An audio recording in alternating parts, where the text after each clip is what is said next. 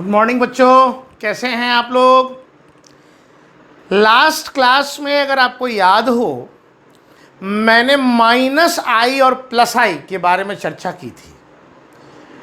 Plus आई का order तो मैंने समझा दिया था, माइनस आई का ऑर्डर हमने लिखा था और हमने कहा था नेक्स्ट क्लास में इसको हम समझाएंगे। चलिए हम आपको ये समझाना शुरू करते हैं, लेकिन उससे पहले एक चर्चा बहुत ज़रूरी है बच्चों।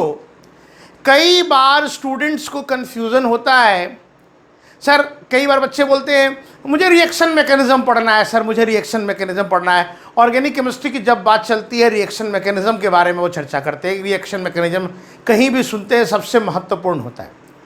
बात बिल्कुल सही है, इसमें कोई दो राय नहीं, रिएक्शन मैकेनिज़्म सबसे महत्वपूर्ण होता है। रिएक्शन मैकेनिज्म होता क्या है सर? भाई रिएक्शन की मैकेनिज्म को रिएक्शन मैकेनिज्म कहते हैं। अब रिएक्शन मैकेनिज्म के दो पहलू हैं, दो पार्ट हैं, आप ऐसे कह सकते हैं। पहले हम लोग रिएक्शन मैकेनिज्म पार्ट 1 बोल रहे हैं। अगर रिएक्शन मैकेनिज्म के पहले पार्ट में जीओसी की बात करते हैं, जीओसी पढ़ते हैं, और उसके बाद फिर एक लंबा पोर्शन होता है जिसमें ऑर्गेनिक केमिस्ट्री के रिएक्शंस और उनके मैकेनिज्म की बात करते हैं। वहां रिएक्शंस की मैकेनिज्म आती है, कैसे रिएक्शन हुआ। लेकिन इन रिएक्शन की मैकेनिज्म को समझने के लिए जीओसी को अच्छे से समझना बहुत जरूरी है।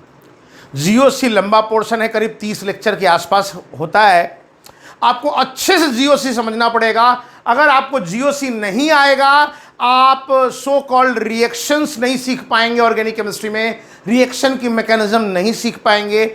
मतलब जीओसी इज द बैकबोन, याद रखिएगा आप। जीओसी के बगैर कोई आपको रिएक्शन नहीं सिखा सकता, ठीक है। चलिए हम लोग यहां आते हैं, जरा बात करते हैं माइनस आई के ऑर्डर की।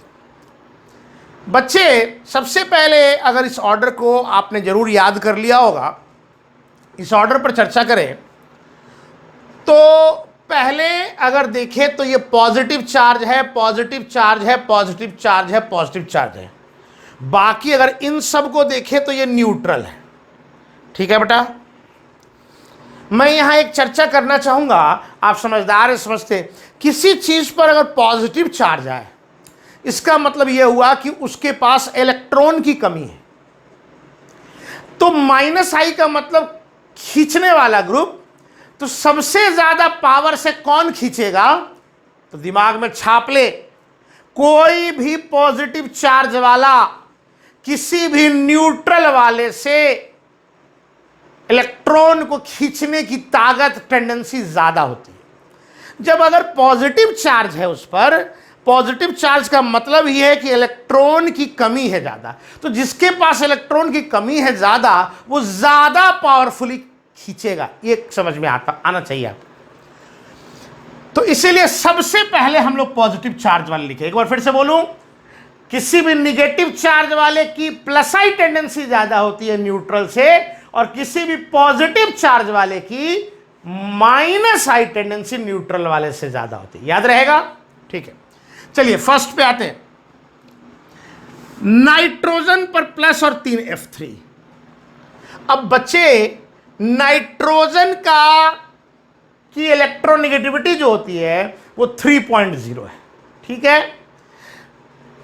इंटायर पीरियोडिक टेबल में सबसे ज्यादा फ्लोरीन इलेक्ट्रोनेगेटिव है 4.0 पे, उसके बाद ऑक्सीजन है 3.5 पे, फिर नाइट्रोजन है 3.0 पे। मतलब थर्ड टॉपर है भाई। भूख अच्छी खासी है, इलेक्ट्रॉन की खींचने की टेंडेंसी अच्छी खासी है, इस बात से इनकार नहीं कर सकते आप, ठीक है। अब इस पर पॉजिटिव चार्ज है, मतलब एक तो नाइट्रोजन खुद इलेक्ट्रॉन के प्रति भूखा, इलेक्ट्रॉन चाहिए उसको, इलेक्ट्रोनेगेटिविटी चूंकि उसकी ज्यादा है, उस पर भी उस पर प्लस चार्ज आ गया, मतलब उसका कोई इलेक्ट्रॉन लेके चला गया। जिसको इलेक्ट्रॉन चाहिए था उसका और इलेक्ट्रॉन लेके चला गया। बताओ यार, कोई सॉरी टू से समझाने के लिए ऐसा एग्जांपल ले रहे हैं, इसका और कोई मकसद नहीं है। कोई भिखारी है, उसे रोटी की जरूरत है, वो कहीं और से रोटी लाने की फिराक में है, खोज रहा है, और पता चला कि उसकी ही रोटी कोई लेके चला जाए, तो वो भिखारी खूंखार भिखारी हो जाएगा। समझ रहे हो बेटा? उससे 3 फ्लोरीन लगे हुए, उससे 3 फ्लोरीन लगे हुए हैं। अब नाइट्रोजन से 3 फ्लोरीन, समझो ना, फ्लोरीन सबसे ज्यादा इलेक्ट्रोनेगेटिव है। अब ऐसे 3 लोग उस भिखारी की तरफ निगाह भिड़ाए हुए हैं जो दुनिया के सर्वश्रेष्ठ भिखारी हैं। फ्लोरीन सबसे ज्यादा इलेक्ट्रोनेगेटिव है। 3 पावरफुल खींचने वाले ग्रुप, खींचने वाले एलिमेंट्स नाइट्रोजन से जुड़ा हुआ है और पावरफुली खींच रहा है। तो डेफिनेटली एक तो नाइट्रोजन की खुद की इलेक्ट्रोनेगेटिविटी बहुत ज्यादा, उस पर भी ऊपर से प्लस आ गया, इलेक्ट्रोनेगेटिविटी और बढ़ गई, खींचने की ताकत, उस पर से उससे जुड़ा हुआ 3 फ्लोरीन है जो और भी पावरफुली खींच रहा है। तो ओवरऑल इस नाइट्रोजन पर इलेक्ट्रॉन की कमी सबसे ज्यादा हो गई। जब इलेक्ट्रॉन की कमी सबसे ज्यादा हो गई तो इसकी माइनस आई टेंडेंसी बहुत ज्यादा होती है। NF3+ is a very powerful minus I group, ध्यान रहेगा। अब अगर हम NF3+ और NF3+ बच्चे और NR3+ को देखें हम, तो दोनों में अंतर क्या है? यहां N पे प्लस यहां 3 फ्लोरीन है और 3 R है। R कैसा ग्रुप होता है? Alkyl group. याद रखें, मैं यहां लिख दूं जरा, sp3 कार्बन जो होता है, sp3 कार्बन जहां प्लस आई ग्रुप होता है, क्योंकि इनकी इलेक्ट्रोनेगेटिविटी कम होती है, वही sp2 एंड sp कार्बन ये जो होते हैं वो माइनस आई ग्रुप होते हैं। क्यों? क्योंकि sp2 या sp कार्बन की इलेक्ट्रोनेगेटिविटी बढ़ जाती है, उनकी खींचने की टेंडेंसी बढ़ जाती है। sp3 carbon plus I group होता है। तो sp3 कार्बन में अल्काइल ग्रुप ये प्लस आई है बेटा, n पे प्लस यहां दोनों जगह, लेकिन जहां यहां फ्लोरीन खींच रहा है वहीं R यहां दे रहा है, तो डेफिनेटली दे करके कुछ इसकी भूख को शांत कर रहा होगा। फ्लोरीन तो खींच करके भूख को और बढ़ा रहा होगा। तो ओवरऑल ये ग्रुप इससे ज्यादा इलेक्ट्रॉन के प्रति भूखा फील कर रहा है, तो इसकी खींचने की ताकत इस NR3+ से ज्यादा होगी। ये बात समझ में आ रहा है आपको? अब आ जाइए NH3+। अब एक रियल प्रॉब्लम यहां है बच्चों, अगर ध्यान से देखोगे तो ये अगर आपने सीखा तो आपको थोड़ी दिक्कत हो रही होगी। कैसे? देखो सर, अगर इन दोनों में कंपेयर करें तो ये नाइट्रोजन है, ये नाइट्रोजन है, ठीक है, प्लस है, ठीक है सर। R जहां प्लस आई ग्रुप होता है, R जहां देने वाला ग्रुप होता है प्लस आई, H न के बराबर देने वाला है, तो सर यहां थोड़ा दे रहा है, भूख को कम कर रहा है, इलेक्ट्रॉन दे रहा है, तो इलेक्ट्रॉन की जो N+ की भूख है उसको कम कर रहा है। यहां न के बराबर दे रहा है, तो N+ की भूख यहां बनी की बनी रह रही है।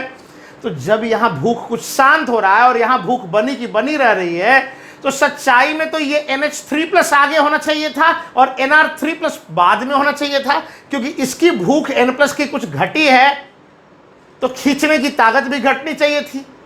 ये तो गड़बड़ लग रहा है सर, लेकिन बेटा मैं आपको बताऊं, आपको ये वाला चीज है रियलिटी में सही। पहली बात तो आप इसको जरूर ध्यान रखिएगा, हालांकि देखने में लगता है गड़बड़ी, लगता है कि NH3+ की टेंडेंसी NR3+ से ज्यादा होनी चाहिए थी। यहां 2 बातें मैं कहना चाहूंगा। पहली बात, ज्यादा अच्छे से किसी बुक में एक्सप्लेन नहीं किया गया। मैं अपनी सोच आपको बताऊंगा, ये किसी बुक में ज्यादा अच्छे से दिया हुआ नहीं है, तो या तो आप इसको ध्यान रख लो, ज्यादा बेहतर होगा ध्यान ही रख लो। थोड़ा बहुत मैं इसके लिए रीजन अपने साइड से दे रहा हूं। It may be right also, it may not be right also. आप ध्यान से इसको आप ध्यान कर लो, ज्यादा अच्छा रहेगा। हालांकि सही ही है, कंफ्यूजन की कहीं कोई गुंजाइश नहीं है, ठीक है। अब अगर यहां NR3+ और NH3+ की बात करें, आपने पढ़ा है R एक अल्काइल ग्रुप है, 3 अल्काइल ग्रुप लगा है, इधर में कार्बन लगा हुआ है। अरे भाई, दूसरे साइड जहां लगा हुआ है वो कौन है? कार्बन है। और इधर से अल्काइल लगा हुआ है, 3 अल्काइल ग्रुप। अल्काइल ग्रुप जो होता है बल्कि ग्रुप होता है, माने N के इधर भी 3 अल्काइल ग्रुप लगा, इधर भी कार्बन, माने N चारों तरफ से बल्कि ग्रुप से घिरा हुआ है।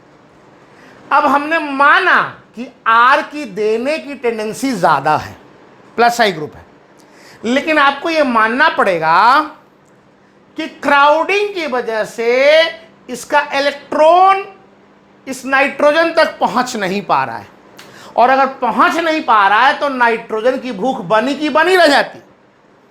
सर फिर से एक बार समझाएंगे? बिल्कुल समझाएंगे। देखो, जैसे मान लीजिए आप मुझे कुछ गिफ्ट देना चाह रहे हैं, समझिए, समझाने के लिए इसको एक एग्जांपल ले रहा हूं। आपके पास गिफ्ट है भी, आपकी देने की इच्छा भी है, मैं वो गिफ्ट आपसे चाहता हूं लेना, माने आप देना चाहते हैं, मैं लेना चाहता हूं, और आपके पास वो गिफ्ट है भी। लेकिन आपके और हमारे बीच में काफी लोग खड़े हैं, बीच में काफी भीड़ भाड़ है। अगर ऐसा है, उस केस में अगर आप गिफ्ट को मेरी तरफ फेंकते हैं, आपने फेंका क्योंकि आपके पास था और आप देना चाहते थे, लेकिन हम तक वो गिफ्ट पहुंच नहीं पाया क्योंकि हमसे पहुंचने से पहले ही बीच में जो लोग हैं उन्होंने उसे कैच कर लिया। तो आप दे तो सकते थे, पर वो हम तक पहुंच नहीं पाया, तो हमारी गिफ्ट के प्रति भूख तो बनी की बनी रह गई ना बच्चे। तो आर उसी तरह से है, आर के पास इलेक्ट्रॉन की डेंसिटी है, इसकी देने की टेंडेंसी होती है, इसके पास है भी और ये दे भी सकता है, लेकिन 3R और इधर भी कार्बन, चारों तरफ से ये क्राउडिंग से घिर गया, जिस वजह से नाइट्रोजन की भूख बनी की बनी रह गई। जबकि अगर बनी की बनी रह गई, तो अगर भूख बनी की बनी रह गई, तो डेफिनेटली इसकी खींचने की टेंडेंसी इस NH3+ से ज़्यादा होगा। अब ये जो मैंने रीजन दिया, इसके सही होने की संभावना बहुत ज़्यादा है, वो इस ऑर्डर से और क्लियर होता है बच्चे। वो कैसे, देखो, जब 3R था तो -I टेंडेंसी 3H से इसकी ज़्यादा थी, लेकिन जब 3R की जगह 2R हो गया है इसमें देखिए, और 1H हो गया, तो मतलब R के जगह हाइड्रोजन से रिप्लेस हुआ। R एक बड़ा ग्रुप था, वो रिप्लेस किससे हो गया, हाइड्रोजन से। तो इस केस में देखें तो 2R है, एक तरफ कार्बन है और एक तरफ हाइड्रोजन है, तो अब सब तरफ से क्राउडेड नहीं रहा, एक तरफ जो हाइड्रोजन है वो कम से कम क्राउडिंग को कम कर रहा है। तो अगर भीड़भाड़ कम है, यहां R के द्वारा इलेक्ट्रॉन दिया जा पा रहा है, ऐसा मान ले, क्योंकि भीड़ कम हो गया, तो जब दिया जा रहा है तो इसकी इलेक्ट्रॉन की डेफिशिएंसी कम हो गई। इस वजह से NHR2+ NH3+ से बाद में आ रहा है, ये 2R वाला पार्ट बाद में आ रहा है, लेकिन 3R वाला पार्ट पहले आ रहा है। क्या आपको ये बात समझ में आ रही है? तो ठीक है, ये सारे न्यूट्रल वाले बाद में, पहले पॉजिटिव चार्ज वाला NF3+, तब NR3+, तब NH3+, तब NHR2 और Np+। समझ गए बच्चे? अब आइए जरा यहां देखिए, NO2 Cl, इन दोनों को कंपेयर कर रहे हैं। सर, यहां नाइट्रोजन है और यहां कार्बन है, तुम बताओ बच्चे, नाइट्रोजन की इलेक्ट्रोनेगेटिविटी कार्बन से ज्यादा होती है ना? नाइट्रोजन की इलेक्ट्रोनेगेटिविटी कार्बन से ज्यादा होती है, मतलब नाइट्रोजन की खींचने की ताकत इलेक्ट्रॉन की इस कार्बन से ज्यादा है। उतना ही नहीं, इस नाइट्रोजन के साथ 2 ऑक्सीजन है, ऑक्सीजन की इलेक्ट्रोनेगेटिविटी भी नाइट्रोजन से ज्यादा है, और ऐसे 2 ऑक्सीजन है, तो ओवरऑल इसकी खींचने की ताकत इस साइनाइड से ज्यादा हो जाएगी। सर फिर से समझाइए। देखो बेटा, आप ऐसे समझो, ये जो नाइट्रोजन देख रहे हो और यहां जो कार्बन देख रहे हो बच्चे, तो सिंपल सी बात है कि नाइट्रोजन की इलेक्ट्रॉन के प्रति भूख कार्बन से ज्यादा है। नाइट्रोजन ज्यादा भूखा कार्बन से, क्योंकि नाइट्रोजन की इलेक्ट्रोनेगेटिविटी ज्यादा है।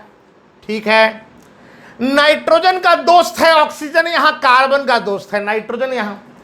अब इस जो नाइट्रोजन जो कार्बन से ज्यादा भूखा था इलेक्ट्रॉन के प्रति, उसका दोस्त ऑक्सीजन भी इस कार्बन के दोस्त नाइट्रोजन से ज्यादा भूखा है, माने ये खुद भी इससे ज्यादा इलेक्ट्रॉन के प्रति भूखा, इसका दोस्त भी इसके दोस्त से ज्यादा भूखा, और ऐसे भूखे दोस्तों की संख्या भी यहां ज्यादा है। तो ओवरऑल NO2 की इलेक्ट्रॉन के प्रति भूख साइनाइड से ज्यादा होगी। सिंपल सी तो बात है। तो NO2 का -I टेंडेंसी CN से ज्यादा होता है। क्या आपको बात समझ में आ रहा है? अब यहां आ जाइए, साइनाइड के बाद SO3H, इसको ऐसे समझे, नाइट्रो तब साइनाइड तब SO3H। देखो, आप थोड़ा बहुत रेजोनेंस पढ़े होंगे या पढ़ेंगे तो समझेंगे, अब नहीं अगर अभी आता तो कम से कम 1-2 क्लास के बाद आप रेजोनेंस पढ़ना शुरू करेंगे। टेंशन मत लीजिए, समझ में सब आएगा। आप अभी मेरी बात मान लीजिए। Lone pair, single bond, double bond, याद रहेगा कभी किसी एटम पे लोन पेयर और सिंगल बॉन्ड और फिर उसके बाद डबल बॉन्ड हो तो lone pair, single bond, double bond, इसके बीच में रेजोनेंस होता है, कंजुगेशन है, रेजोनेंस होता है। सर क्या है? इस रेजोनेंस की वजह से होता क्या है सर? इस ऑक्सीजन की इलेक्ट्रॉन इन दोनों ऑक्सीजन पर बट जाता है। इलेक्ट्रॉन डेंसिटी इस ऑक्सीजन पे जो है लोन पेयर, इन दोनों ऑक्सीजन पर क्या हो जाता है? बट जाता है। समझ रहे हो बेटा? तो जब रोटी बट गई तो सबको कुछ कुछ रोटी मिल गई तो सबकी भूख थोड़ी घट गई, बैलेंस हो गई। भाई ये रोटी इसमें भी बट गया, इसमें भी बट गया, तो इनकी भूख भी कुछ घट गई। रेजोनेंस की वजह से इलेक्ट्रॉन डेंसिटी यहां बढ़ रही है, सॉरी इलेक्ट्रॉन डेंसिटी यहां बट रही है। Lone pair, single bond, double bond, समझ में आता है तो ठीक है, नहीं तो आगे और अच्छे समझ में आ जाएगा। Lone pair, single bond, double bond, resonance की वजह से यहां इलेक्ट्रॉन डेंसिटी बढ़ती है, डिस्ट्रीब्यूट होती है। तो डिस्ट्रीब्यूट होगी तो ओवरऑल खींचने की ताकत इसकी घट जाएगी। तो नाइट्रो, तब साइनाइड, तब सल्फोनिक एसिड। एक बार रिकॉल करेंगे बेटा, NF3+, तब NR3+, तब NH3+, तब NHR2N पे प्लस, ये तो सारे पॉजिटिव चार्ज वाले हो गए। फिर NO2, तब CN, तब SO3H। ठीक है, इसको एक सीक्वेंस में याद रखेंगे, ये एक बार में इसको याद रखेंगे। ठीक है बच्चों, अब आइए जरा इस लाइन को समझते हैं। यहां एल्डिहाइड है, फिर कीटोन है, कार्बोक्सिलिक एसिड है। माइनस हाई टेंडेंसी का ऑर्डर में देखिए तो एल्डिहाइड का ज्यादा होता है कीटोन से और कीटोन का ज्यादा होता है कार्बोक्सिलिक एसिड से। ऐसा क्यों? अब देखो बेटा, C double bond O, C double bond O, ये दोनों तो बात कॉमन है। यहां हाइड्रोजन है और हाइड्रोजन की जगह पर यहां पर कौन होगा? कीटोन में कार्बन, यानी कि अल्काइल ग्रुप। ठीक है, अब पहली बात, CO जैसा भी है दोनों जगह सेम है। हाइड्रोजन ना के बराबर देगा, अल्काइल ग्रुप कुछ तो देगा इलेक्ट्रॉन। तो जब कुछ इलेक्ट्रॉन देगा तो इलेक्ट्रॉन की कमी को कुछ शांत करेगा, यहां कमी बरकरार रह जाएगी। ना के बराबर दे रहा है, ये अल्काइल ग्रुप दे करके इलेक्ट्रॉन की भूख को कुछ शांत करेगा। तो जब शांत कर देगा तो इसकी खींचने की टेंडेंसी इससे कम होगी। सवाल उठता है भूख होगी क्यों? ये भी बात सही है। तो कार्बन से जब ऑक्सीजन जुड़ा हुआ है, कार्बन से ऑक्सीजन जुड़ा हुआ है, ऑक्सीजन की इलेक्ट्रोनेगेटिविटी कार्बन से ज्यादा होती है, तो दोनों जगह जब ऑक्सीजन खींचेगा तो कार्बन पर इलेक्ट्रॉन की कमी आएगी। जब इलेक्ट्रॉन की कमी आएगी, इस वजह से ये माइनस आई ग्रुप में आते हैं। Aldehyde ketone minus I group में आता है और H ना के बराबर दे रहा है, अल्काइल ग्रुप दे रहा है, दे करके उस इलेक्ट्रॉन की कमी को कुछ शांत कर रहा है। इस वजह से इस कीटोन की माइनस आई टेंडेंसी एल्डिहाइड से कम है। ठीक है बच्चों, कार्बोक्सिलिक एसिड में आते हैं। अब देखो यहां लग रहा है 2 ऑक्सीजन, लेकिन सच्चाई क्या है? ऑक्सीजन पर lone pair, single bond, double bond. जैसे यहां था lone pair, single bond, double bond, तो यहां भी रेजोनेंस हुआ था, यहां भी रेजोनेंस होगा।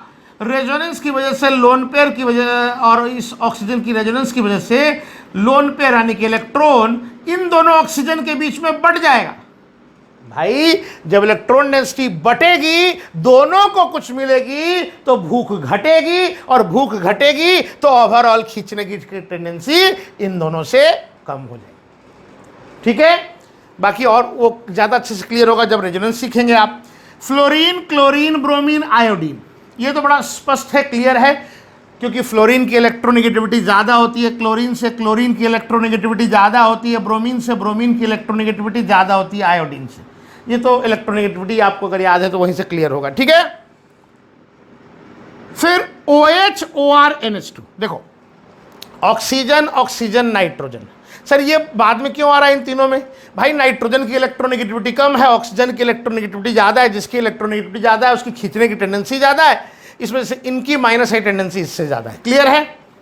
अब इन दोनों में सर यहाँ भी ऑक्सीजन, यहाँ भी ऑक्सीजन, यहाँ पर H है, यहाँ R है, H ना के बराबर देगा, R देगा, R इलेक्ट्रॉन डेंसिटी देगा, प्लस आई ग्रुप है, तो जब ये R देगा तो ऑक्सीजन पर इलेक्ट्रॉन दे करके इसकी भूख को कुछ घटाएगा।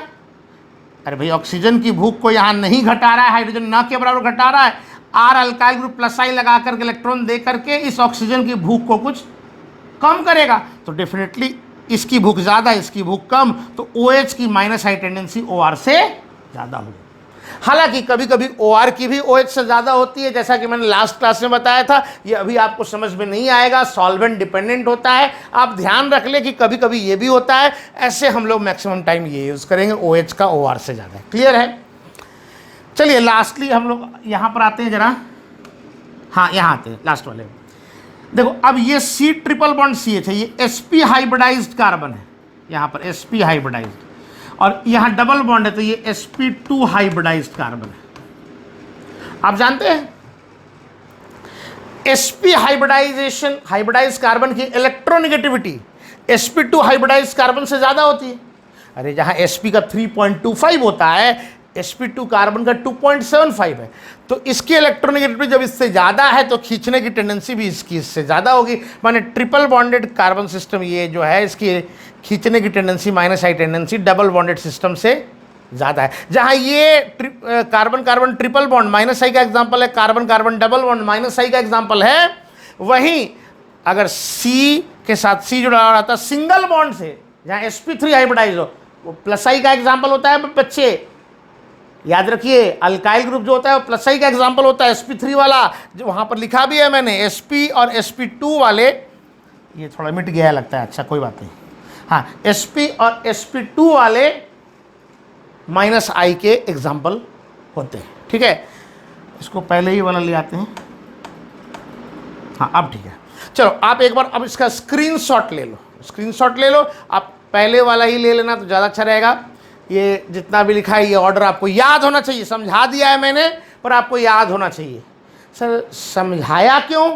क्योंकि दुनिया में इसके अलावा भी और ग्रुप हैं, जो टेक्निक बताई उससे आप दो ग्रुप को कंपेयर कर सकते हैं, जो नहीं भी इस लिस्ट में लिखा हुआ है। अगर ऐसा कुछ आ जाए तो आप बता सकते हैं कि किसका माइनस साइज ज़्यादा है, किसका कम है। याद क्यों करना जरूरी है? क्योंकि ये सारे ग्रुप सवालों में फ्रीक्वेंटली यूज में आएंगे, और अगर आपको याद नहीं होगा तो सवाल नहीं बनेगा। मतलब यहां पर 1 मिनट के लिए रुकते हुए बोलते हैं, आपको प्लस आई और माइनस आई का ऑर्डर याद करना ही होगा। आपको एकदम याद होना चाहिए कौन सा ग्रुप है प्लस आई, कौन सा ग्रुप है माइनस आई, और अगर ये दोनों ग्रुप प्लस आई है तो इसके प्लस आई का ऑर्डर क्या है, ये दोनों ग्रुप माइनस आई है तो इसके माइनस आई का ऑर्डर क्या है। ठीक है बच्चों, चलिए इसको जरा मिटाया जाए, आगे बढ़े, जरा मिटाया जाए। 1 मिनट।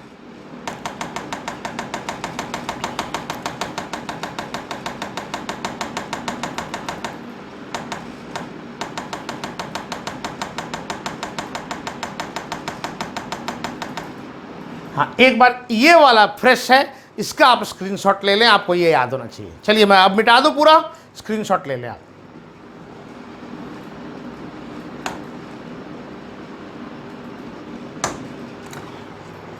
चलो भाई, अब यहां सवाल उठता है, सर हम प्लस आई सीख गए, माइनस आई सीख गए सर, लेकिन इस प्लस आई माइनस का आई का करे क्या सर, क्या यूज है सर, क्यों पढ़ाया सर? बहुत अच्छी बात है।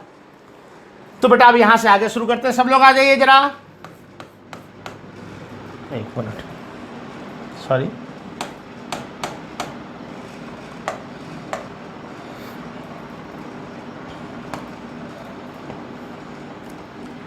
चलिए, एप्लीकेशन ऑफ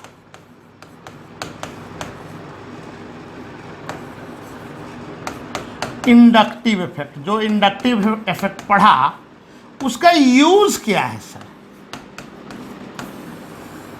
बच्चों इंडक्टिव इफेक्ट के मेनली 2 एप्लीकेशन है, 2 जगह 2 तरह से ये काम आएगा। पहला, इन comparing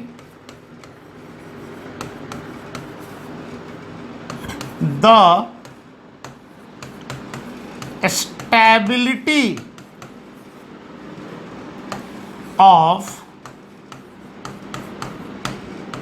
reaction intermediates. In comparing the stability of reaction intermediates, पहला। दूसरा, इन comparing acidic and basic nature of compounds. ये दो बड़े एप्लीकेशन है भाई। इंडक्टिव इफेक्ट का यूज रिएक्शन इंटरमीडिएट्स की स्टेबिलिटी कंपेयर करने में आता है, पहला। और दूसरा, दो कंपाउंड हैं तो इनमें ज्यादा एसिडिक कौन है, 4 कंपाउंड हैं, इनमें बेसिक नेचर का इनका ऑर्डर क्या है, या इन 4 कंपाउंड के एसिडिक नेचर का ऑर्डर क्या है, इसके लिए बड़ा काम आएगा इंडक्टिव इफेक्ट। इंडक्टिव इफेक्ट क्यों? सारे इलेक्ट्रॉनिक डिस्प्लेसमेंट इफेक्ट ये दोनों काम में मदद करेंगे, लेकिन चूंकि हमने अभी इंडक्टिव पढ़ा है तो पहले उसी की बात कर रहे हैं। ठीक है बेटा, तो चलो इसको भी जरा आप स्क्रीनशॉट ले लो, मैं मिटाऊंगा। और अब मैं इंडक्टिव को यहां छोड़ूंगा, इंडक्टिव को हाफ एन आवर के लिए छोड़ूंगा। क्यों छोड़िएगा सर? भाई मेरे, हम जब जानेंगे कि रिएक्शन इंटरमीडिएट क्या होता है, रिएक्शन इंटरमीडिएट आखिर होता क्या है, तब न सीखेंगे कि इंडक्टिव इफेक्ट उनकी स्टेबिलिटी में कैसे प्रभाव डालेगा, उसकी स्टेबिलिटी को कैसे घटाएगा, कैसे बढ़ाएगा। उसके लिए हम लोग को रिएक्शन इंटरमीडिएट जानना होगा। अब रिएक्शन इंटरमीडिएट तो बहुत बड़ा है, पूरा रिएक्शन इसी के माध्यम से चलता है, लेकिन हमारा मकसद अभी पूरा बड़े में पढ़ना नहीं है। हमारा मकसद है कि भाई तुम्हें थोड़ा अभी जाने, बाद में तो सर आप डिटेल में पढ़ाइएगा ही, थोड़ा अभी जाने और फिर हम ये देखें कि इंडक्टिव इफेक्ट तुम्हारी स्टेबिलिटी को कैसे बना पाता है या बिगाड़ पाता है। तो ब्रीफ में पहले हम लोग रिएक्शन इंटरमीडिएट समझते हैं। चलिए स्क्रीनशॉट लीजिए, हम मिटाएंगे और हम रिएक्शन इंटरमीडिएट्स पर आ जाएंगे। ठीक है,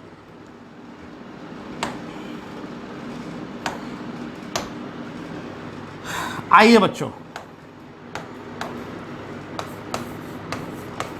रिएक्शन इंटरमीडिएट्स। चलो बेटा अच्छे से जरा सीखना, ठीक है। देखो आपको समझाता हूं मैं ऐसे, एक मिनट जरा होल्ड करना।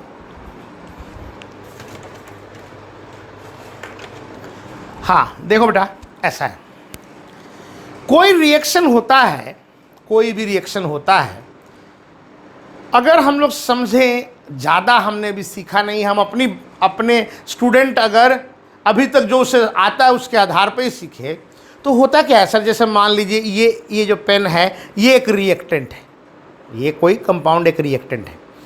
तो होता क्या है सर, देखिए जब रिएक्शन होता है ना सर, तो पुराने बॉन्ड टूटते हैं। ये कंपाउंड है, इसका ये बॉन्ड टूट गया, ऐसा ही होता है ना, कोई बॉन्ड टूटता है रिएक्शन में, बॉन्ड टूट गया।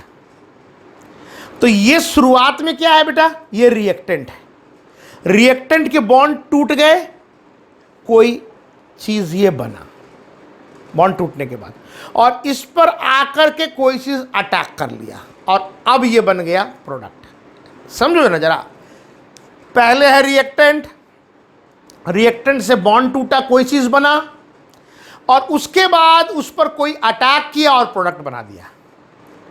तो रिएक्टेंट शुरू में, अंत में प्रोडक्ट, और वो बीच में जो ये बना ना, इसी को हम लोग कहते हैं रिएक्शन इंटरमीडिएट। ये तो आम बोलचाल की भाषा में हो गया, केमिस्ट्री में कैसे समझाइएगा? तो पहले मैं लिखता हूं फिर मैं समझाऊंगा, ठीक है। देखो, reaction intermediates, reaction intermediates are real separable species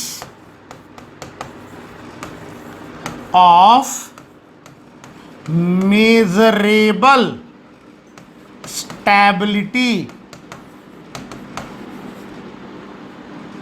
form during conversion of reactants into products. Sir क्या है ये?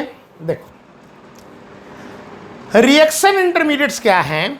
जब रिएक्टेंट से प्रोडक्ट बनता है, जब रिएक्टेंट से प्रोडक्ट बनता है, ठीक है, उस दौरान बीच में जो बना उसको रिएक्शन इंटरमीडिएट्स बोलते हैं। ये समझ में आया? ठीक है, वो जो रिएक्शन इंटरमीडिएट्स होता है ना बेटा, पहली बात रियल होता है। समझिएगा जरा, लोग समझते हैं कि रिएक्टेंट से प्रोडक्ट के दौरान बीच में जो बना वो हाइपोथेटिकल है। नहीं, वो रियल है। थोड़ा ये रियल हाइपोथेटिकल को समझाएंगे सर? बिल्कुल समझाएंगे। रियल माने वास्तविक, हाइपोथेटिकल माने काल्पनिक। वास्तविक क्या है भाई? कोई भी चीज अगर केमिस्ट्री को छोड़ दे, ऐसे भी बोले, देखो बेटा, जिस चीज की लाइफ जितनी बड़ी होती है, जिस चीज की लाइफ जितनी बड़ी होती है वो उतना ज्यादा रियल होता है, और जिसकी लाइफ जितनी छोटी है, जितनी जितनी जितनी जितनी जितनी ज्यादा छोटी है, वो उतना कम रियल और वो उतना ज्यादा काल्पनिक होता है। अब लोगों का ऐसा मानना है कि रिएक्टेंट से जब प्रोडक्ट बनता है और बीच में जो बना वो इंटरमीडिएट बना, तो चूंकि वो बहुत कम समय के लिए बना है, इसका मतलब वो काल्पनिक होगा। समझिए जरा। लेकिन मैं आपको बताना चाहता हूं, ये माना कि रिएक्शन इंटरमीडिएट्स का लाइफ स्पैन कम है, पर इतना जरूर होता है कि उसको रियल की संज्ञा दी जा सके, न कि हाइपोथेटिकल। उसका लाइफ स्पैन छोटा है, पर इतना नहीं, इतना छोटा नहीं है कि वो हाइपोथेटिकल हो जाए।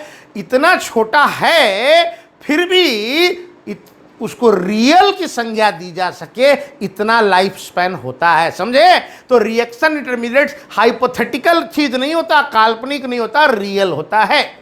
रियल। अब बड़ा सवाल उठता है, आप इसको रियल कैसे कहेंगे? इसको प्रूव कीजिए।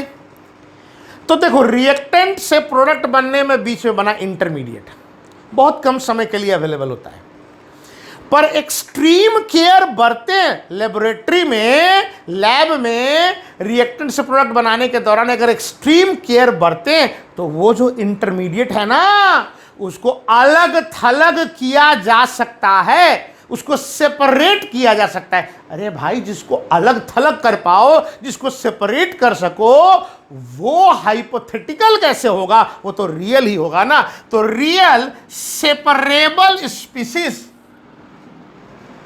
समझ में आया? Of measurable stability. स्टेबिलिटी कम है या ज्यादा? कम है सर, कम है। इसी वजह से डाउट हुआ था कि हाइपोथेटिकल हो जाए। कम है, लेकिन इतनी जरूर है कि उसको कंपेयर किया जा सके, उसकी चर्चा की जा सके, इसीलिए वर्ड किया गया मेजरेबल स्टेबिलिटी। उस स्टेबिलिटी को कंपेयर किया जा सके कि इसकी स्टेबिलिटी से ज्यादा, इससे कम है, इस वजह से मेजरेबल स्टेबिलिटी कहा गया है। कैसे बनता है? Form during the conversion of reactants into products. एक बार फिर से सर, रिएक्टेंट से प्रोडक्ट बनाने के दौरान बीच में जो स्पीसीज बना, जिसका लाइफ स्पैन कम है पर इतना जरूर है कि वो रियल हो, हाइपोथेटिकल नहीं, और एक्सट्रीम केयर लेकर लिया जाए तो उसको अलग थलग भी किया जा सकता है। उसकी स्टेबिलिटी कम है, पर इस कदर इतनी जरूर है कि उसको कंपेयर किया जा सके। इसी को हम लोग बोलते हैं रिएक्शन इंटरमीडिएट्स। अरे समझ में आया? अब रिएक्शन एक तो इस तरह से हुआ, रिएक्शन इंटरमीडिएट के थ्रू हुआ। मतलब आप ये कहना चाह रहे हैं, शॉर्ट में अगर जिन बच्चों को कम समझ में आ रहा है उनको अगर समझाऊं तो देखिए, ये है रिएक्टेंट, समझने के लिए ये है रिएक्टेंट। रिएक्टेंट में से आगे बढ़े तो ये बन गया रिएक्शन इंटरमीडिएट, और इस पर फिर अटैक हुआ तो फाइनली ये बन गया प्रोडक्ट। यही कहना चाहे, ठीक है। लेकिन रिएक्शन एक और तरीके से होता है बेटा, समझो जरा। रिएक्शन एक और तरीके से भी हो सकता है। कैसे सर? अभी बताया ये रिएक्टेंट था, इसका बॉन्ड टूटा, ये बना इंटरमीडिएट, और इस पर अटैक हुआ तो बन गया प्रोडक्ट। एक दूसरा तरीका भी है। एक दूसरा तरीका क्या है वो देखो जरा। जैसे जैसे ये रिएक्टेंट है, इसमें ये बॉन्ड टूटा था पिछली बार, अब क्या है, ये बॉन्ड टूटा नहीं है, ये टूट रहा है और साथ ही ये जुड़ रहा है। जैसे जैसे ये बॉन्ड टूट रहा है वैसे वैसे एक और बॉन्ड यहां जुड़ रहा है। तो ये बीच वाला इंटरमीडिएट वाला स्टेज इसमें नहीं आया, रिएक्टेंट का बॉन्ड टूट रहा है और साथ ही साथ नया बॉन्ड उसी समय बन भी रहा है ताकि प्रोडक्ट बन जाए।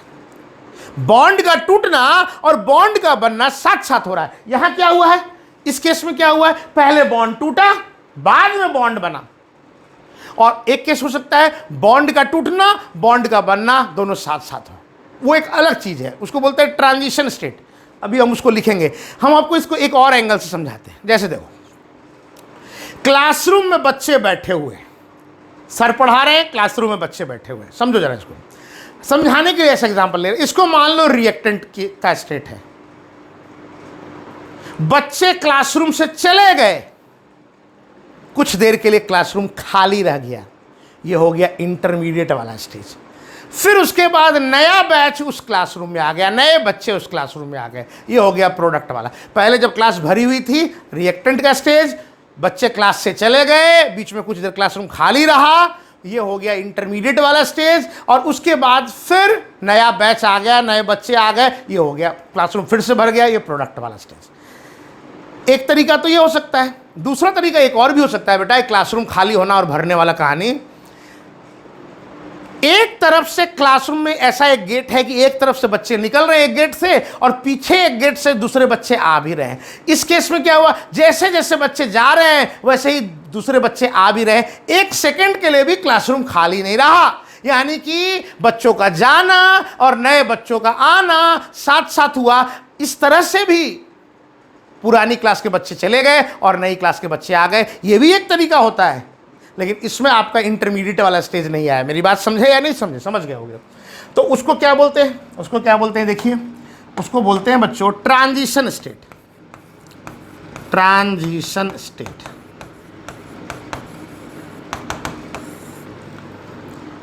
When bond breaking and bond formation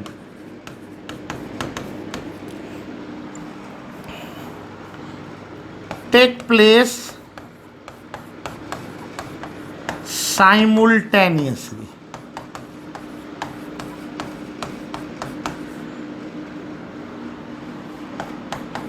Then reaction passes through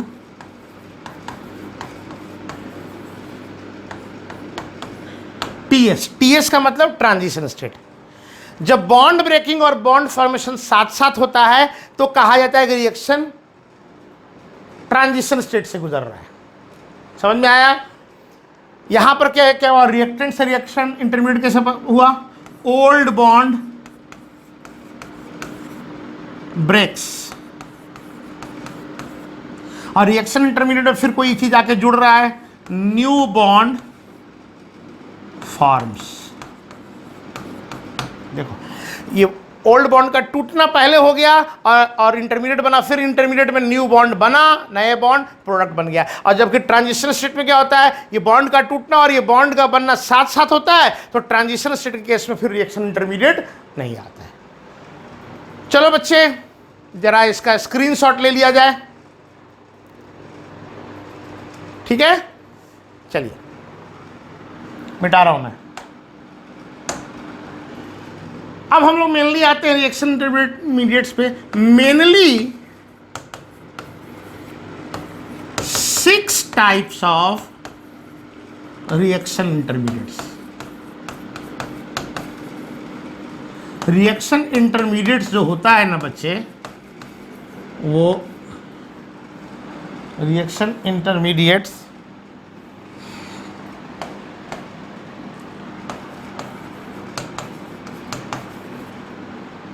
mainly 6 तरह का होता है।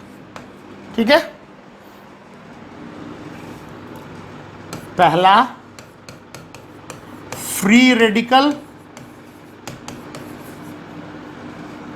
दूसरा कार्बोकटायन। मेनली 6 तरह का इंटरमीडिएट हमें पढ़ना है बेटा।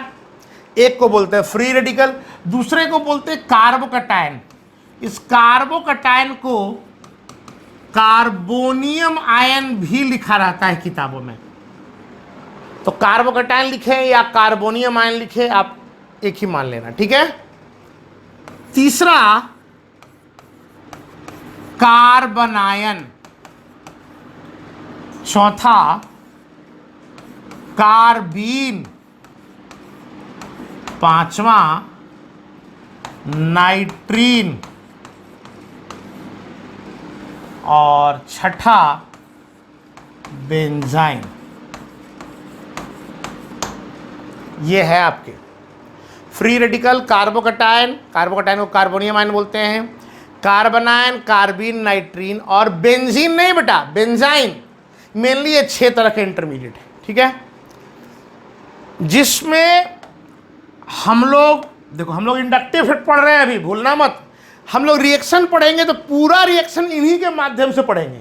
जब फ्री रेडिकल चलेगा तो 10-11 क्लास फ्री रेडिकल चलेगा, कार्बोकटायन चलेगा तो 12-13 क्लास कार्बोकटायन चलेगा। पूरा रिएक्शन इन्हीं के माध्यम से पढ़ने वाले हैं। फिर कार्बनायन पे ऐसे चलेगा, कार्बीन चलेगा, इन्हीं के माध्यम से ही पढ़ेंगे। लेकिन अभी तो हमें इंडक्टिव इफेक्ट पढ़ना है, तो ब्रीफली हम लोग फ्री रेडिकल को जानते हैं, कार्बोकटायन को जानते हैं, कार्बनायन, इन 3 को जानते हैं। बाकी इन 3 को अभी छोड़ देते हैं। इन तीनों को ब्रीफली जानते हैं, ये होते क्या हैं और इंडक्टिव इफेक्ट इनकी स्टेबिलिटी को कैसे प्रभावित कर रहा है, ये चीज़ अभी हम लोग पढ़ने जा रहे हैं। ठीक है, स्क्रीनशॉट लो, हम फ्री रेडिकल शुरू करने जा रहे हैं बेटा। क्या होता है फ्री रेडिकल ब्रीफली जानेंगे हम लोग। ठीक है, चलिए आते हैं जरा फ्री रेडिकल्स।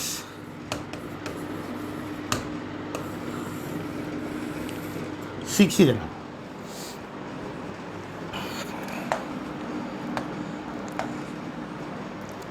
देखो, एक वर्ड है बॉन्ड फ्यूजन। बॉन्ड फ्यूजन माने बॉन्ड का टूटना, फ्यूजन, फ्यूजन माने टूटना। न्यूक्लियर फ्यूजन सुना होगा, न्यूक्लियस का टूटना। न्यूक्लियर फ्यूजन, फ्यूजन में जुड़ता है, फ्यूजन में टूटता है। फ्यूजन की बात कर रहे हैं, बॉन्ड फ्यूजन, बॉन्ड के टूटने की। अब बॉन्ड फ्यूजन, बॉन्ड 2 तरह से टूटता है बेटा, 2 तरह से टूट सकता है। एक को बोलते हैं होमोलिटिक बॉन्ड फ्यूजन और दूसरे को बोलते हैं हेट्रोलिटिक बॉन्ड फ्यूजन। एक आपका है होमोलिटिक बॉन्ड फ्यूजन, दूसरा है हेट्रोलिटिक बॉन्ड फ्यूजन। ठीक है, अब समझो जरा, होमोलिटिक, होमोलिटिक मतलब होमो माने बराबरी का बंटवारा, बॉन्ड टूट रहा है, बराबरी का बंटवारा है हो रहा है होमोलिटिक बॉन्ड फ्यूजन में। हेट्रोलिटिक बॉन्ड फ्यूजन, बॉन्ड टूट रहा है हेट्रोलिटिकली, यहां बेईमानी हो रही है, यहां बराबरी में हो रहा है, यहां बेईमानी हो रही है। कैसे देखो, जैसे मान लो एक एटम ए है, एक एटम बी है, समझो। अब एक इलेक्ट्रॉन ए का, एक इलेक्ट्रॉन बी का, इन दोनों ने मिलके बॉन्ड बनाया है, बॉन्ड है ए और बी के बीच में। होमोलिटिक बॉन्ड फ्यूजन जब हो, होमोलिटिक बॉन्ड फ्यूजन जब हो बेटा, इसका मतलब हुआ ये बॉन्ड बराबरी वे में टूट गया, मतलब ये बॉन्ड बराबरी वे में टूट गया, बेईमानी नहीं हुई होमोलिटिक बॉन्ड फ्यूजन में। ए के पास इसका वाला इलेक्ट्रॉन आ गया, ये देखो, ये ए के पास ये इलेक्ट्रॉन आ गया, ये वाला, और बी के पास ये इलेक्ट्रॉन आ गया। बराबरी का बंटवारा हुआ है, ए के पास ए का इलेक्ट्रॉन, बी के पास बी का इलेक्ट्रॉन। न ए ने न बी का छीना, न बी ने ए का छीना, दोनों का एक एक इलेक्ट्रॉन था हिस्से में, दोनों अपना अपना इलेक्ट्रॉन लेके अलग हो गए। Homolytic bond fusion. अरे हल्का सा समझ में आया?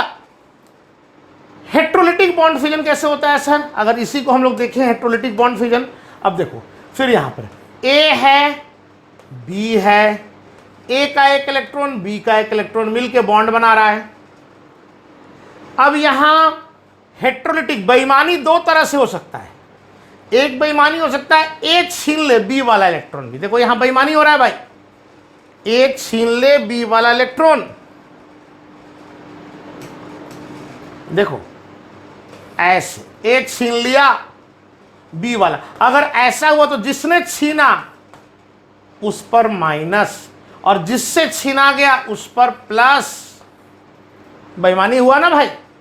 सर ये दो इलेक्ट्रॉन में एक तो ए का था वो तो रहेगा ही, ये बी वाला भी आ गया, माने ए पर माइनस, यहां दो इलेक्ट्रॉन है, दो इलेक्ट्रॉन छीना एक है इस वजह से माइनस आया, पर यहां इलेक्ट्रॉन दो हैं, एक खुद ए वाला और दूसरा जो छीना, और बी पे प्लस माने इसने अपना वाला भी लूज कर दिया। बेईमानी एक तरीका तो ये हो सकता है, एक होमोलिटिक बॉन्ड फ्यूजन था, एक तरीका ये, दूसरा तरीका ये हेट्रोलिटिक में। हेट्रोलिटिक में दो तरीके हैं, हेट्रोलिटिक के 2 और 3 लिख रहे हैं, होमोलिटिक यहां हो गया। एक और तरीका कैसे है सर बताइए? देखो बेटा एक और तरीका क्या है, ए बी, अब कोई जरूरी है बेईमानी ए करे, बेईमानी बी भी कर सकता है, बेईमानी बी कर सकता है, कैसे देखो ऐसे कर सकता है। अगर ऐसे बेईमानी हुई तो इस बार ए पर प्लस आ गया और बी पर क्या आ गया दोस्तों, माइनस आ गया। मेरा ख्याल है आपको समझ में आया होगा।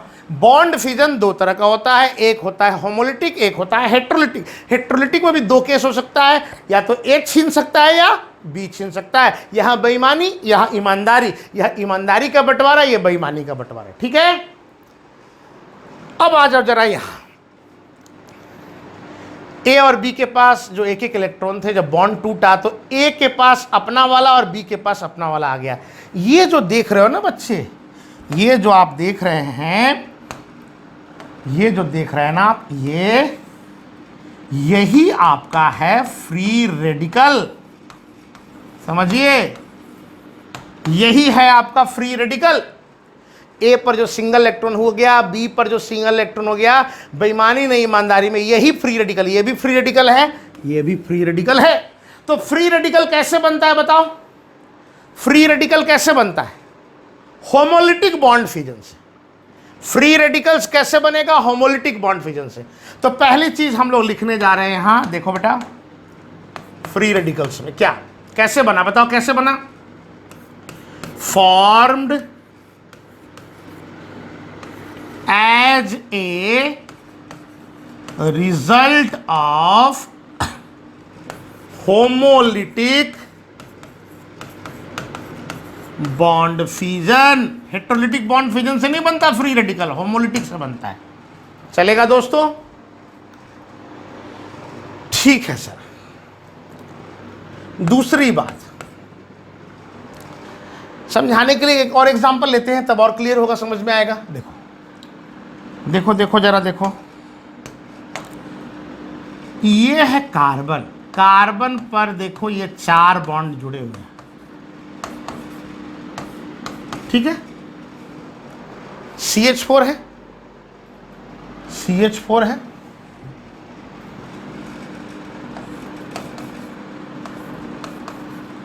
CH4 है, ठीक है। अब मान लो इस CH बॉन्ड का मान लीजिए कि होमोलिटिक बॉन्ड फ्यूजन हो रहा। ये बॉन्ड होमोलिटिक बॉन्ड फ्यूजन अभी आपको एरो सिखाएंगे, अब एरो को छोड़ो अभी, जो सही एरो है अभी एक पल के लिए समझने के लिए ऐसे समझो, ये बॉन्ड ऐसे टूट रहा है, ठीक है। हालांकि ये प्रॉपर एरो नहीं है, फिश हुक एरो इस्तेमाल होता है, लेकिन वो आपको आगे बताएंगे, ठीक है। चलो इस बॉन्ड को तोड़े, तो तोड़ने से क्या बन गया? C, तोड़ने से क्या बन गया? देखो बेटा, तोड़ने से बन गया C H H H, और इस बॉन्ड का एक इलेक्ट्रॉन यहाँ और ये वाला हाइड्रोजन का एक इलेक्ट्रॉन यहाँ, ये बॉन्ड ऐसे टूट गया। अब ये जो आप देख रहे हो ना, ये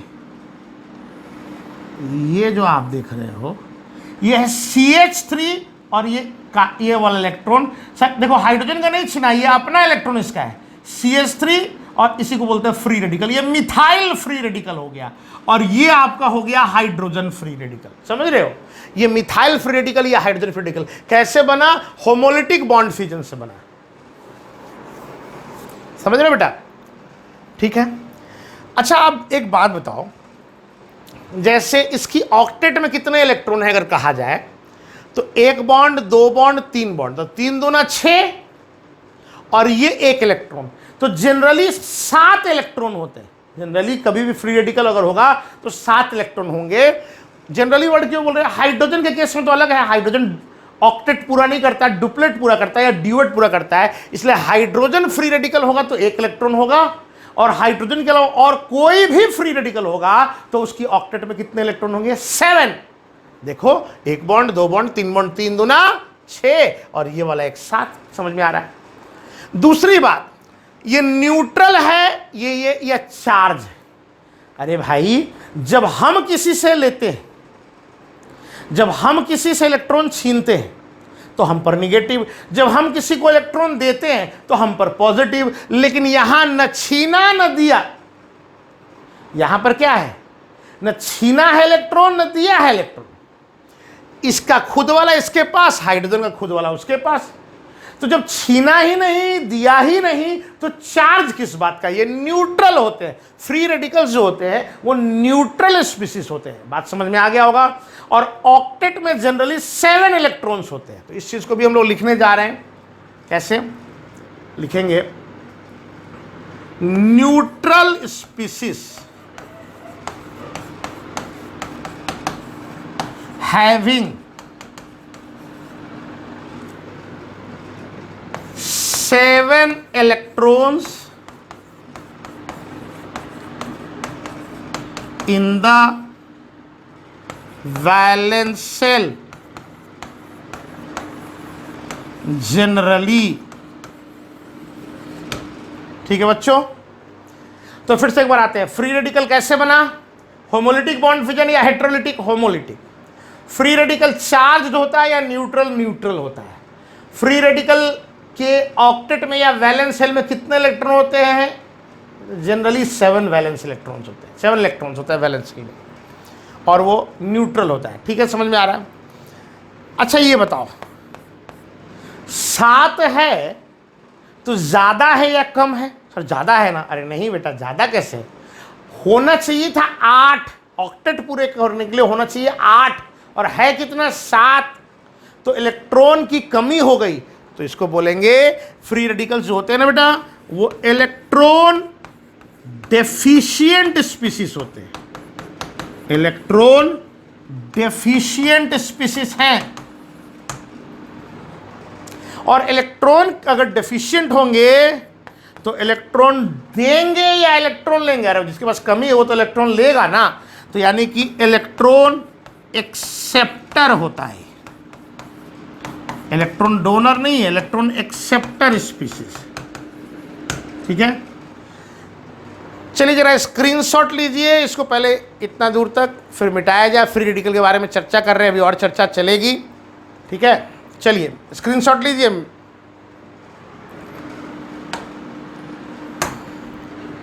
अच्छा आ जाइए बच्चों जरा, यहां 2 वर्ड है। देखो, एक वर्ड है इलेक्ट्रोफाइल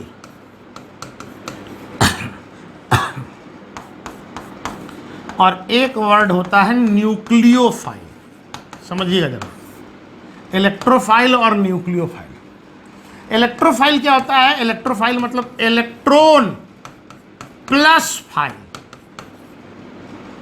2 वर्ड से मिलकर बना है electrophile. Nucleophile nucleus plus file. File माने होता है लविंग स्पीसीज। तो मेरे दोस्त, इलेक्ट्रोफाइल का मतलब हुआ इलेक्ट्रॉन लविंग स्पीसीज, ऐसी चीजें जो इलेक्ट्रॉन लविंग हो, इलेक्ट्रॉन को लव करे। इलेक्ट्रॉन को लव कौन करेगा? जिसके पास इलेक्ट्रॉन की कमी होगी, उसको हम लोग बोलते हैं इलेक्ट्रोफाइल। याद रहेगा, इलेक्ट्रोफाइल दो वर्ड से मिलकर बना है, इलेक्ट्रॉन प्लस फाइल। फाइल माने लविंग स्पीसीज, इलेक्ट्रोफाइल माने electron loving species. Electron loving वो होंगे जिनके पास इलेक्ट्रॉन की कमी होगी। न्यूक्लियोफाइल, न्यूक्लियस प्लस फाइल, ये क्या हो गया जी? न्यूक्लियस, न्यूक्लियस पर क्या चार्ज होता है तुम्हें बताओ? न्यूक्लियस पर पॉजिटिव चार्ज होता है, तो पॉजिटिव चार्ज। और फाइल माने लविंग स्पीसीज, दिमाग में डालो। पॉजिटिव चार्ज को लविंग कौन करेगा? लविंग स्पीसीज कौन होगा? Positive charge. सर जिसके पास इलेक्ट्रॉन ज्यादा होगा ना, इलेक्ट्रॉन रिच होगा ना, वो पॉजिटिव चार्ज को लव करेगा। तो जनरली न्यूक्लियोफाइल्स कौन होते हैं? जो इलेक्ट्रॉन रिच होते हैं, जिनके पास इलेक्ट्रॉन डेंसिटी ज्यादा होती है। और इलेक्ट्रोफाइल कौन होते हैं? इलेक्ट्रॉन को कौन चाहते हैं? जो इलेक्ट्रॉन डेफिशिएंट होते हैं। इलेक्ट्रॉन डेफिशिएंट जो होते हैं वो इलेक्ट्रोफाइल होते हैं। और न्यूक्लियोफाइल कौन से होते हैं? जो इलेक्ट्रॉन रिच होते हैं। ठीक है, ये बातें ध्यान रखना है। यहां पर एक और चर्चा कर दे। क्या? एक होता है लीविस एसिड। क्या होता है? Lewis acid. और एक होता है लीविस बेस। जानिए, तब उसके बाद फिर हम लोग फ्री रेडिकल कंटिन्यू करेंगे। ये चार वर्ड्स को जानना है। लीविस एसिड इलेक्ट्रॉन को पेयर में एक्सेप्ट करता है। लीविस एसिड क्या करता है? इलेक्ट्रॉन को, देखो इलेक्ट्रोफाइल भी इलेक्ट्रॉन को एक्सेप्ट कर रहा है। क्यों? इलेक्ट्रॉन लविंग है, इलेक्ट्रॉन को चाहता है, तो ये इलेक्ट्रॉन एक्सेप्ट करेगा। अब ये एक इलेक्ट्रॉन कर सकता है, दो इलेक्ट्रॉन एक्सेप्ट कर सकता है इलेक्ट्रोफाइल। लेकिन लीविस एसिड भी इलेक्ट्रॉन एक्सेप्ट करता है, लेकिन ये पेयर में करता है। ये जब करेगा दो करेगा, यहां एक भी कर सकता है, दो भी कर सकता है। तो क्या तुमको लीविस एसिड और इलेक्ट्रोफाइल में अंतर समझ में आ रहा है? ये भी इलेक्ट्रॉन एक्सेप्टर, ये भी इलेक्ट्रॉन एक्सेप्टर, लेकिन ये इलेक्ट्रॉन पेयर एक्सेप्टर है। इलेक्ट्रॉन सिंगल नहीं लेगा, ये पेयर में लेगा। समझिएगा, याद रखिए।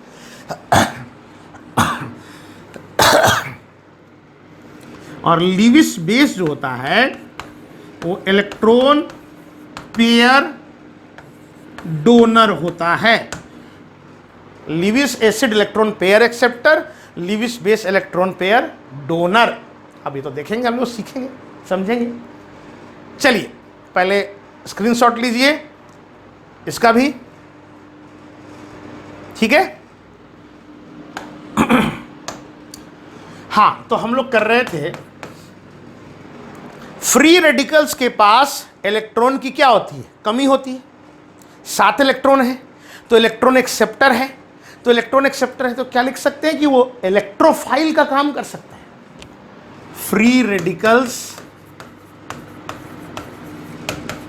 कैन एक्ट एज इलेक्ट्रोफाइल्स, कर सकता है।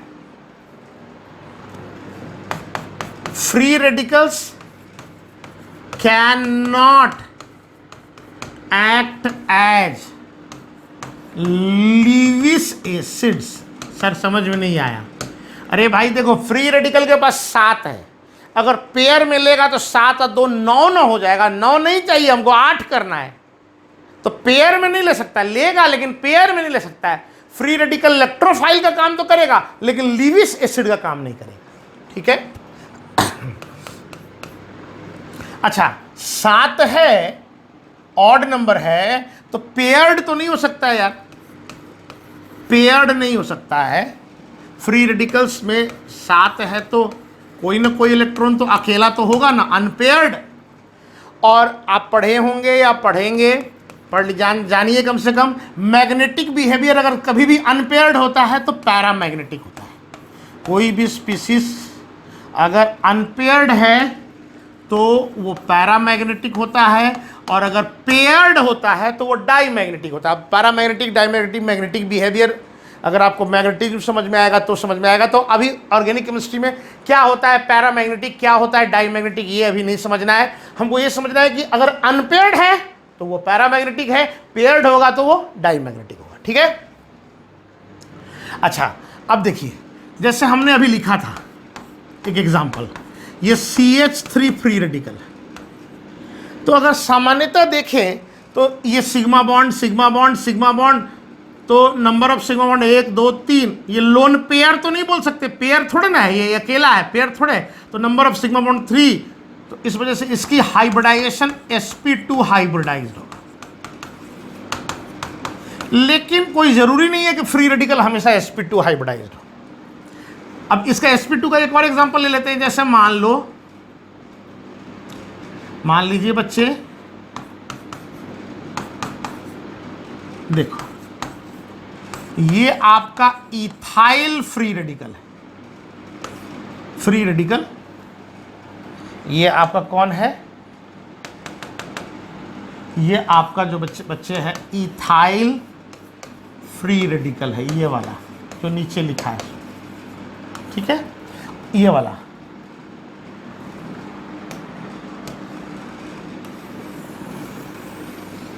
और ये आपका है methyl free radical, methyl free radical. अब चाहिए लो चाहिए लो, देखो एक सिग्मा एक सिग्मा एक सिग्मा, तो ये भी sp2 हाइब्रिडाइज्ड है। यहां पर इस कार्बन पर एक सिग्मा एक सिग्मा एक सिग्मा, तो ये भी sp2 हाइब्रिडाइज्ड हो गया, हाइब्रिडाइज्ड हो गया।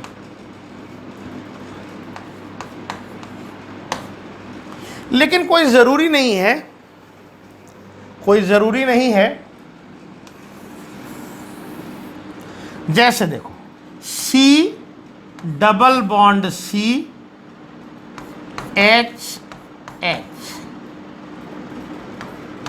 H और ये फ्री रेडिकल। अब देखो ये विनाइल है, विनाइल फ्री रेडिकल। अब कम स्टेबल ज़्यादा स्टेबल ये सब तो बाद में देखेंगे हम लोग, विनाइल फ्री रेडिकल।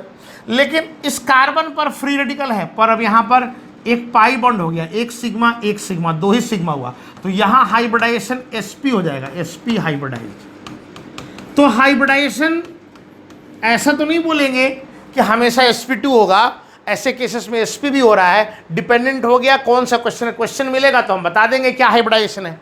लेकिन सामान्यतः जरूर हम लोग बोल सकते हैं, जनरली ऐसा ही, क्योंकि इसकी स्टेबिलिटी कम होती है, आप आगे पढ़ेंगे। जनरली ऐसे ज़्यादा मिलते हैं, तो इसलिए हम लोग एक बात कह सकते हैं जनरली, कि जनरली जो फ्री रेडिकल्स होते हैं जनरली वो sp2 हाइब्रिडाइज्ड होते हैं। ठीक है। और अगर sp2 हाइब्रिडाइज्ड होगा तो इसकी ज्योमेट्री जो होगी वो ट्राइगोनल प्लेनर होगी, ट्राइगोनल प्लेनर होगी जनरली। ठीक है। तो फ्री रेडिकल्स में क्या क्या पढ़ा हमने, एक बार जरा अभी तक रिकॉल करें। फ्री रेडिकल्स बनते कैसे हैं, होमोलिटिक बॉन्ड फिजन से। फ्री रेडिकल न्यूट्रल होते हैं या चार्ज, न्यूट्रल होते हैं। वैलेंस शेल में या ऑक्टेट में कितने इलेक्ट्रॉन्स होते हैं, जनरली 7 होते हैं सर। ठीक है, होमोलिटिक बॉन्ड फिजन से बनते हैं। समझ में आ रहा है, न्यूट्रल स्पीसीज होते हैं। समझ में आ रहा है, इलेक्ट्रॉन की कमी है, इलेक्ट्रॉन डोनेट नहीं करेंगे बल्कि इलेक्ट्रॉन एक्सेप्ट करेंगे। इलेक्ट्रॉन को पेयर में एक्सेप्ट नहीं करेंगे, इसलिए लीविस एसिड नहीं बोल सकते, लेकिन इलेक्ट्रॉन को एक्सेप्ट करने की टेंडेंसी होती है, इसलिए इलेक्ट्रॉन लविंग नेचर के होते हैं, इसलिए इलेक्ट्रोफाइल है। अनपेयर्ड है इसलिए पैरामैग्नेटिक है। हाइब्रिडाइजेशन जनरली sp2 होता है, जनरली ट्राइगोनल प्लेनर ज्योमेट्री होती है। बॉन्ड एंगल sp2 में जनरली क्या हो गया, बॉन्ड एंगल नियरली 120 डिग्री। ठीक है, बॉन्ड एंगल नियरली 120 डिग्री। अच्छा, एक लास्ट पॉइंट आज के लिए, फ्री रेडिकल्स। देखो इंडक्टिव इफेक्ट यहीं पे यूज में आ रहा है, अभी इतना कहानी हो गया। अब इंडक्टिव इफेक्ट फ्री रेडिकल का क्या बिगाड़ेगा, क्या बनाएगा, अब देखो समझो जरा। ये CH3 ग्रुप क्या है, CH3 अल्काइल ग्रुप है, प्लस आई ग्रुप है, और यहां फ्री रेडिकल है। अब इस फ्री रेडिकल को क्या है, इलेक्ट्रॉन ज्यादा है या कम? सर कम है। और ये जो आप देख रहे हो बेटा, ये मिथाइल, ये प्लस आई ग्रुप है, प्लस आई ग्रुप। तो ये इलेक्ट्रॉन देगा, ये इलेक्ट्रॉन क्या करेगा, इसको देगा। भाई तेरे पास इलेक्ट्रॉन की कमी थी और प्लस आई ग्रुप अगर इलेक्ट्रॉन दे रहा है तो तुमको 7 से 8 करने की कोशिश कर रहा है, 7 से 8। भाई तेरे पास 7 था, मिथाइल इलेक्ट्रॉन देने वाला ग्रुप है प्लस आई, दे करके तुमको क्या करेगा, 7 से 8 करने की कोशिश कर रहा है, तुम्हारी ऑक्टेट पूरी करने की कोशिश कर रहा है, यानी कि तुमको स्टेबलाइज कर रहा है, तुमको खुश कर रहा है, तुमको स्टेबलाइज कर रहा है। यानी कि देखो, फ्री रेडिकल के पास इलेक्ट्रॉन की कमी होती है, अगर कोई उसके साथ प्लस आई ग्रुप जुड़ा हुआ है तो दे के उसको स्टेबलाइज करेगा, और अगर कोई माइनस आई ग्रुप दिया हुआ है तो और माइनस आई और खींचता है, 7 से और खींचेगा, उसको और ज्यादा 8 से दूर लेके जाएगा, यानी डिस्टेबलाइज करेगा। तो ये समझ में आया, फ्री रेडिकल के पास इलेक्ट्रॉन की कमी है, अगर उसके कोई प्लस आई ग्रुप जुड़ा हुआ है तो वो उसको दे करके स्टेबलाइज करेगा, अगर कोई माइनस आई ग्रुप जुड़ा हुआ है तो उसको खींच करके डिस्टेबलाइज करेगा। बहुत इंपॉर्टेंट बात बता रहे हैं ये। और जितना पावरफुल प्लस आई होगा, पावरफुल, उतना ज्यादा पावर से इलेक्ट्रॉन दे करके उसको स्टेबलाइज करेगा, उतना ज्यादा स्टेबलाइज करेगा। जितना पावरफुल माइनस आई ग्रुप होगा उतना ज्यादा खींच करके उसको उतना ज्यादा डिस्टेबलाइज करेगा। ये बहुत इंपॉर्टेंट पॉइंट है, आखिरी पॉइंट, इसको हम लोग लिख लेते हैं, बहुत इंपॉर्टेंट है, इस पे क्वेश्चन करेंगे हम लोग। स्टेबिलिटी ऑफ फ्री रेडिकल, नहीं ऐसा करते हैं ना, आप एक काम करते हैं, इसको थोड़ा अच्छे से लिखेंगे इसको, ये बहुत इंपॉर्टेंट पॉइंट है। तो पहले आप यहां तक स्क्रीनशॉट लीजिए, स्क्रीनशॉट लीजिए, ये पॉइंट बहुत इंपॉर्टेंट है, इसी पे तो सवाल होगा, अच्छे से लिखेंगे इसको, ठीक है। हाँ,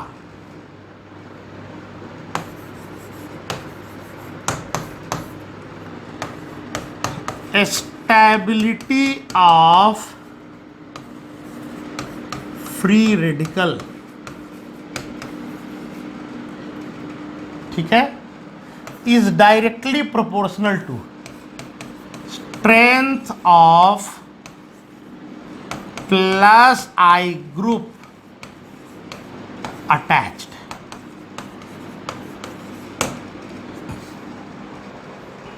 जितना पावरफुल प्लस आई होगा उतना ही ज्यादा इसकी स्टेबिलिटी बढ़ेगी, और inversely proportional to, stability of free radical is inversely proportional to strength of minus I group attached. ठीक है दोस्तों, चलिए, तो आज की पढ़ाई आपको समझ में आई होगी। आज की क्लास यहीं पे ख़त्म करते हैं। इससे आगे हम लोग कार्बोकैटायन क्या होता है, कार्बोनाइन क्या होता है, उनके फीचर्स क्या हैं, कैसे उसको प्लस आई माइनस आई प्रभावित करेगा, ये हम लोग देखेंगे अगली क्लास में। चलिए, थैंक यू, धन्यवाद।